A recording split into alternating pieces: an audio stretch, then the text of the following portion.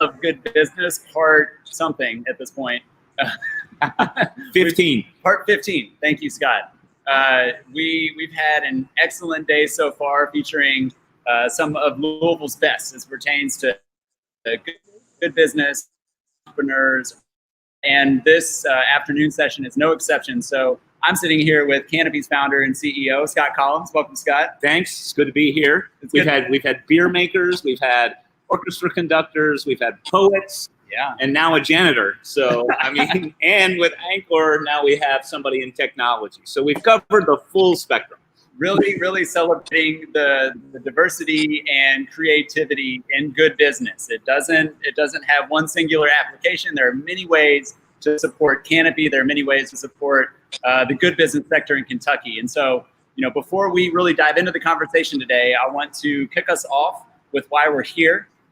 We are here to help Canopy raise $10,000, which is a very important amount of money that will help us launch the Canopy Certified Program, which will help the important work in Kentucky continue. So if you can, use the QR code on screen.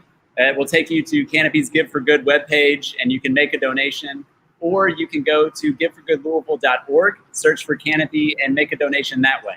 And we very much appreciate any support that you're able to provide. And $10,000, guys, is a drop in the bucket. I mean, that's like a fraction of the cost of Ben's hair product cost. So just think of what we can do with $10,000. So we do hope that you can jump on this train, because we're getting ready to release our Canopy Certified Program, and we already have 4 companies going to be beta testing it in November, of which one of them is our guest who's here with us.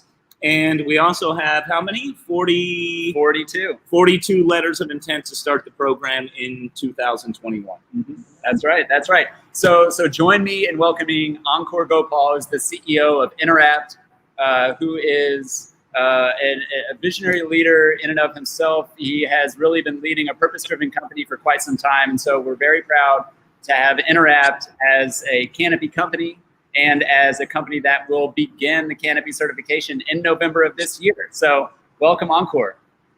Great to be here. Good to see you, Scott, Ben. Yeah, thanks for coming aboard, man. Let's dig in right off the bat, if you don't mind. Your company is sort of one of those, what we call at Canopy, the low-hanging fruit. So in the sense that you were already kind of there, we didn't have to sell you on anything. Your business model reflected the values and what we were trying to do in the first place. And just tell us a little bit about your story and what you were doing in terms of training and giving people opportunities, especially in Louisville. Happy to. I'm originally born and raised in Owensboro, Kentucky, and when I had a passion for technology, and I wound up leaving, went to Chicago, San Francisco, DC, and then eventually started Interapt and moved back to Louisville to start a high-tech business, which wasn't really the most clear path to do so. But I thought that if we could build a really strong tech company with very intelligent people from the Midwest, which I knew existed, I felt that would be really interesting to do, and it allowed me to do something to give back to my home state. When we were growing our company in 2015, we had a good problem, which was finding talent, and companies were giving us more work. And around that same time, trying to recruit people to move to Louisville was a little bit tougher than I thought.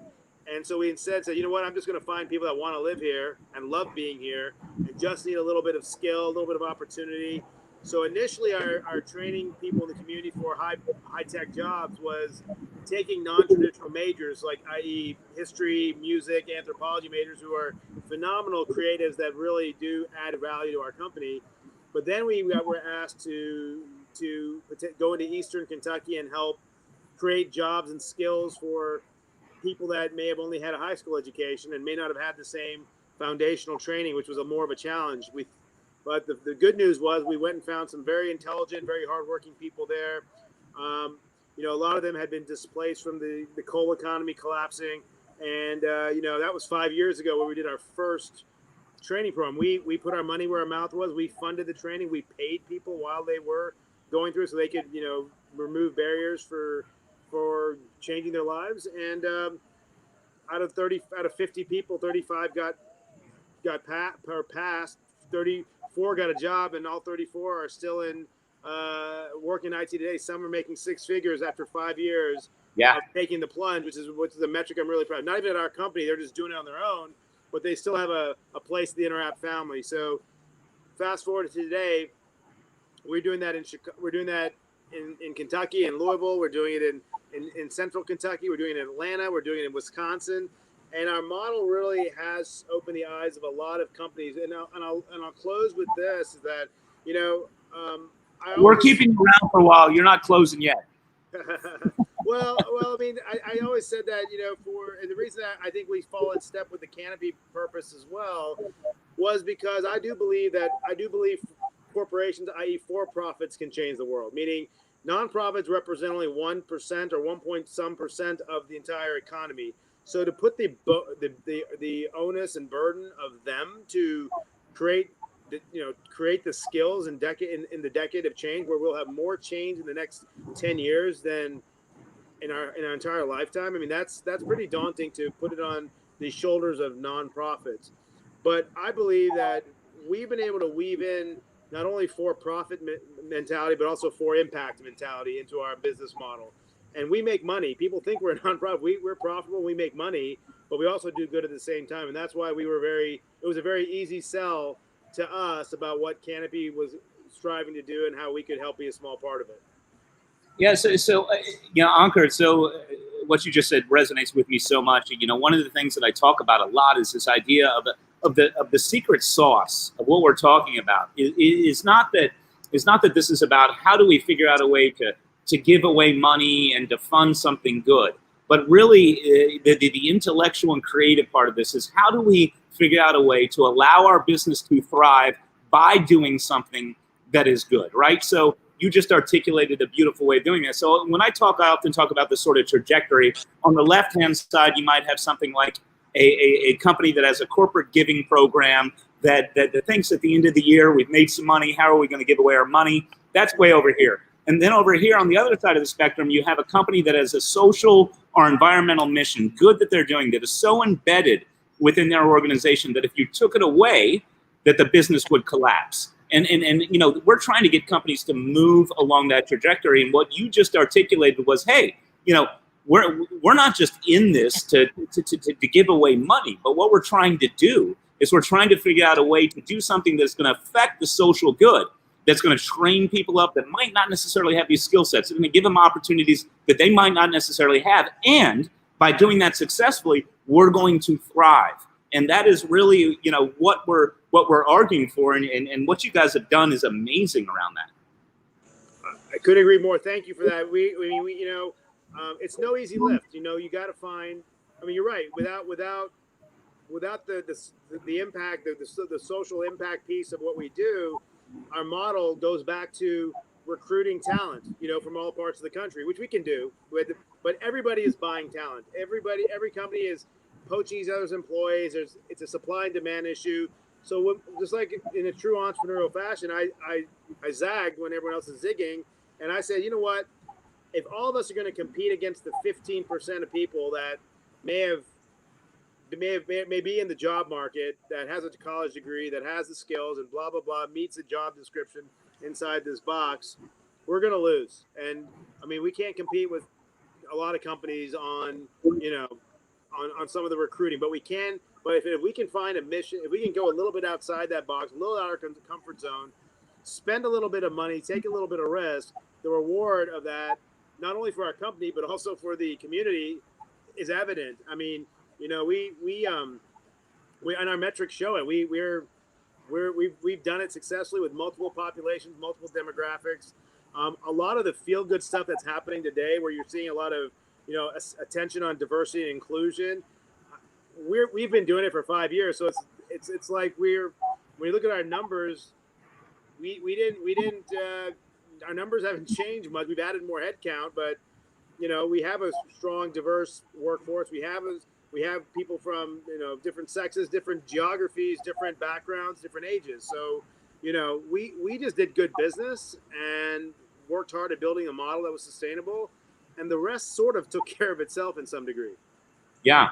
So, I'd be interested to hear your thoughts around, for me, one of the, in my company, in incorporating the social mission, I sort of realized early on that it's somewhat of a longer game. I believe in it, and that ultimately what I'm doing is I'm setting up an organization that is going to thrive and ultimately yield more profit over time. But the sort of the way that I'm doing it in the early stages and even mid stages, I'm not maximizing profitability, and it's sort of arguing for a shift in mindset that is, very much embedded in, Western capitalist consciousness around this idea of yielding that sort of quarterly return concept. Right. And I feel like that the work that we're doing is I think it's good business. I think in the end, and I know in the end, my business is thriving because of what we're doing, but I think it's asking us to take a little bit of a different lens in terms of return and immediacy of that. What are your thoughts around that? I mean, simple examples, like our retention rate is through the roof. We don't lose a lot of people because people like the purpose and mission. They come to work and they're not making PowerPoints and spreadsheets. They're changing people's lives because they're working alongside some junior people that are hungry to learn, are eager to learn, are really driven, and they're inspirational. Their stories are inspirational, and that inspires senior level, mid-level people. Meaning, we've had people that like right now. I mentioned we have employees in over 25 states, and they read about us, and some of them aren't even looking for jobs. We may have just targeted them with a proper ad from LinkedIn or something like that, and they click and they read a little bit about us, and then they sign up to interview, and then they wind up joining our company. We've had that story happen multiple times because they say what you are doing not only makes money, has long-term sustainability, but you're also impacting another human being, and I feel like I'm part of something bigger. And I tell my employees that every day. Interapt is bigger than me. It's bigger than all of us. It's something that we're all collectively pushing towards. So when you talk about shareholder value being the driving force, if that's all you're thinking about and it's the only criteria that's making you wake up in the morning, you're eventually going to fail, because I don't think people in this generation are looking at the new American dream. Doesn't work that way. People are looking for purpose. People are looking for impact. People are looking for security and stability as well. But even some of the most thriving and the safest companies, if you will, let people go without any problem. They have shifts in market. They eliminate jobs, automation. It's very uncommon to have a job that will keep you 30, 40 years in business and with a pension from that same company. You're gonna see people having to reinvent themselves and be really good at adapting. And if as companies we don't support it, promote it, and help guide people through that process and say, hey, you're worth investing a little more money in.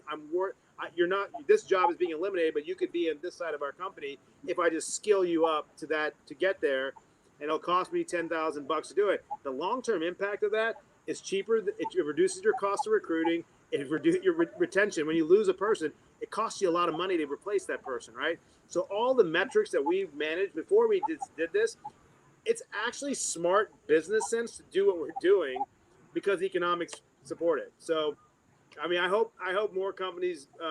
Now I go around and when I give these talks, when I give these sort of lectures, part of what I do is tell the feel good story about how we've changed lives, and people who are making under the poverty level are now making $40,000, $50,000, $60,000 a year. That's great. But when I talk to them as a business owner, how the bottom line has been affected by that, that's also as important, right? It's not the only criteria, but it is something that we care about. Because I remember the late Mr. David Jones once told me, when I was telling him about our model, he said, profit's not a bad word if you apply them correctly in terms of investing in your people, giving them more opportunities, getting them skilled up. So we do that, and I think that's the business model of the future. If you're not caring about your people, you're going to be at risk. I don't think people want to work. Not people won't want to work for a company like that. Yeah. So, Ankur, it occurs to me that oftentimes when guys like you and I are talking, we get pretty conceptual. We get, what's the business model look like? How is this viable and all that? But at the end of the day, it sounds like you and I are in alignment. But what it comes down to is this real impact that we have on people's lives. So, I know I've got my stories. I've got a, I'm not going to name him, but I've got a guy that, that was with me when I took over the company for Dad. And, he had been arrested and had some drug issues. And one of my my operations managers at the time sort of took him under the wing. And, I developed a great relationship with him. And he's been with me for 19 years now. And he and his wife just bought a home about a year and a half ago. And their son just graduated from college. And, we have this deep, meaningful relationship. And he's just taken advantage of so many things that FMS has had to offer. And, that's 502-814-6565 number to call to make your donation in honor of Global Public Media and There we go. don't know where we cut off there, but that story of his success, getting his kid through college and then buying a home. And, that is like one of the most meaningful things for me. And I'm sure that you have some of those stories with the work that you've done. I'd love to hear one. Yeah. I mean, where do I start? I mean, we had someone who is, at Wayside Mission. He was in the men's shelter. He was paying for a bunk. He was living there. Didn't have much skill set. He joined our program. He's now working for a Fortune 100 company. He worked for Interapt on a Fortune 100 client where he was doing, programming. He's doing, work that is meaningful, and he's now got a skill that he can translate to any company that he applies to.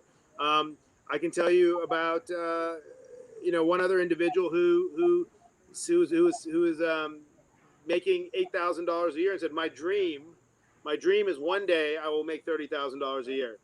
Well, he passed our class, got a job making 40. So, I mean, and he was thinking one day in my life, like way down the road. Right. That was 4 months. In 4 months, he went from that to that. And we have that story across multiple people. Like in our last cohort, a lot of about the work we did in West Louisville at the end of 19, where we took 25 people, invested in them with the Humana Foundation and the Urban League partnered with us, and we skilled up 23 people actually, and 20 of them finished the class. All 20 got a job between graduation between $36,000 and $55,000 a year. I mean, the bell curve exists. The more you learn, the higher you graduate. That sort of thing. But I mean, everybody got an opportunity that changed their life. The average salary of that was $14,600. For those keeping score at home, that's below the poverty line. Yeah.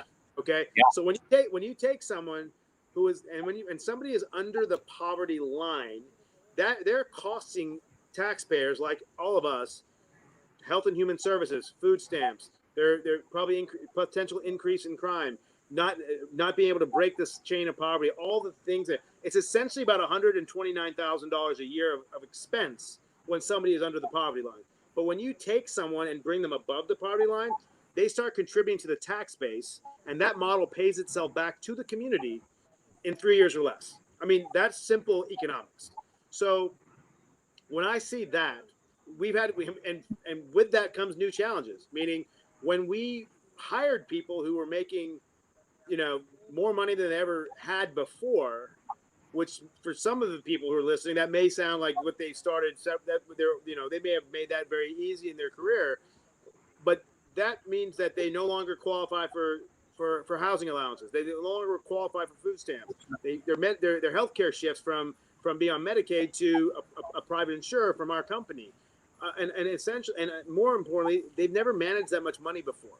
So we provide financial literacy. We have coaches. We have a plan in place. We've worked with Goodwill, Urban League, like I mentioned, and other people like that who help really educate our folks to get over those barriers that do exist even after they cross the threshold. It's not a great you pass, good luck to you. There's still other things we've identified that we've got to make sure our people are really comfortable with before we say you're completed with your training.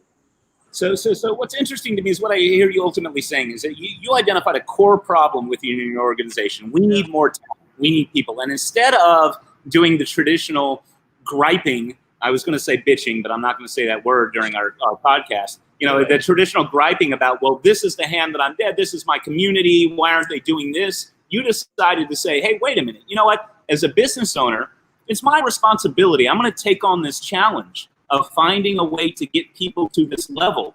And I think that, that in a way is like it in a nutshell, right? It's like, instead of like looking outward, why are the kids spraying graffiti on my wall? And, and moving into the space, how do I contribute to this neighborhood? How do I contribute to this community where I live? And look at your problems and say, I want to be part of the solution instead of just pointing the fingers at what's going on around me. And I think that's an important thing to point out, because that's obviously the mindset that took you where you were. I mean, would you agree with that to an extent? What's your comment on it? I do. And I mean, I'm an entrepreneur at heart. I mean, I don't have time to wait around for solutions that take 5 to 7 years that are sometimes well-intentioned but half-baked. I mean, I'm not. Yeah. I mean, I've heard and seen a lot of initiatives around the country that say, hey, we've got a training program. I'm like, well, your training program is 120 hours. Mine is 500. So that's not an app. And by the way, in my line of work, I need people on a scale of 1 to 10, I must have them at a 4.5 at least to start. And they got to get to a 5 or 6 within 3 to 6 months. I mean, right. It's not good, you got a job. No, 15 months of intensity, meaning we're cramming 3 years of computer science in 3 months, to put in perspective. Yeah. And we're then cramming 3 years of work experience into 1 year apprenticeship. Like, you're working on a project, but you're taking classes. We've got partnerships with the University of Louisville, with the University of Wisconsin, that while you're at Interapt doing your job, you're also taking additional classes that could be in financial literacy with Fifth Third Bank, was one of our partners who does that for us. Or it could be with taking college classes on communication, accounting, and things like that are going to help you in your career as you progress through Interapt. So you got to have, I mean, I took, look, we know that there's the bitching, like you mentioned, of there's not enough talent. And that's not untrue. It is a growing problem. And with COVID, we're seeing a lot of reskilling that's going to be taking place in our country. It's going to be a very transitional period in our history. I mean, unprecedented, no doubt. I mean, but just to put in perspective, this transition was going to happen over 5 to 7 years, between 2020 and 2027. It happened in 5 to 7 weeks. That's real. Yeah. People are not going to come back from furlough to the jobs that they left. People are not going to be in the same job. They're going to be eliminated because there's an urgency that the pandemic created. So our work has become more important than ever.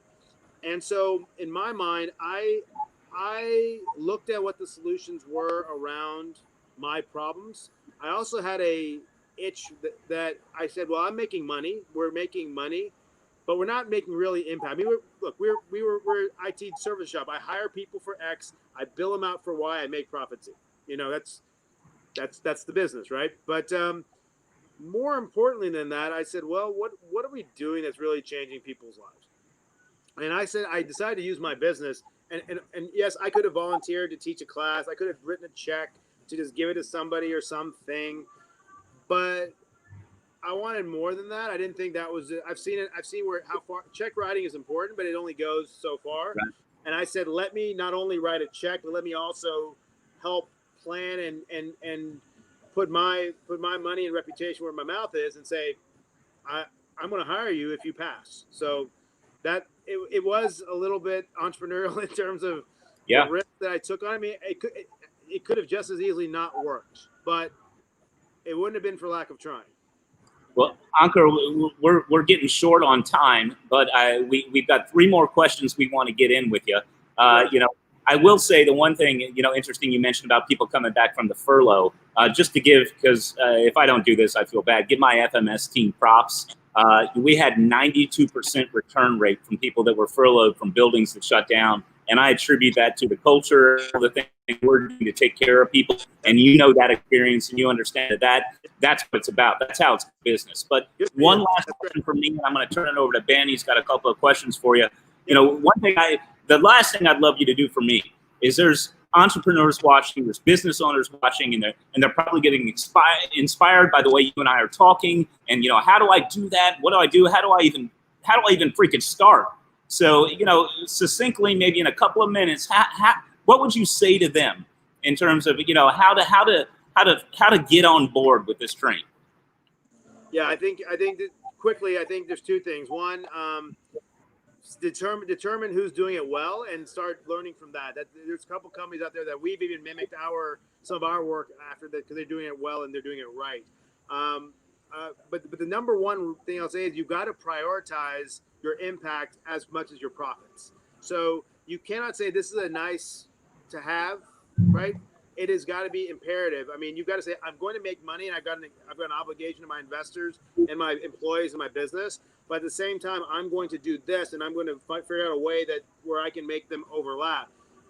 We started a foundation that's going to help with that because we started doing more and more of this work. So just like any new line of business you might take on or any new product you might develop or service you might bring to market, create that same sort of urgent plan, a business plan, and a timeline that treats it as important as making money, because the return will come. It'll just come in a different way. And if anyone wants to get in touch with me to bounce ideas off, I'm happy to help and share some of our resources that we've been able to learn and glean from. Well, I'm going to step away and turn it over to Ben. Ankur, I can't tell you how much I appreciate, you know, what you're doing. And it's you know, I need to point out that Interapt, Ankur's company, is an alpha company for the Canopy certified program. They've signed up. They're going to go through our certification process that is really going to verify that they're walking the walk, not just talking the talk. And I think that everybody out there can hear, just listening to this guy, that they're doing that, but they're going to be part of this larger movement in Kentucky. So, Ben, I'll turn it over to you. Ankur, thanks, man. And here's a little bit of the Jewish New Year's coming up. I'm going to give us a little. Thank you. Happy New Year to you, and thank you for your work, Scott. And Ankur, you know, because today is all about creativity and good business, and really highlighting the different talents that we all have. I know you have an interesting talent. You're a musician. We're about to have a concert here. The River City Drum Corps is actually getting loaded up right now. You're a DJ. I learned how to DJ in college, and it paid my way through grad school in Chicago. I love it. It's a nice hobby, nice outlet. So that was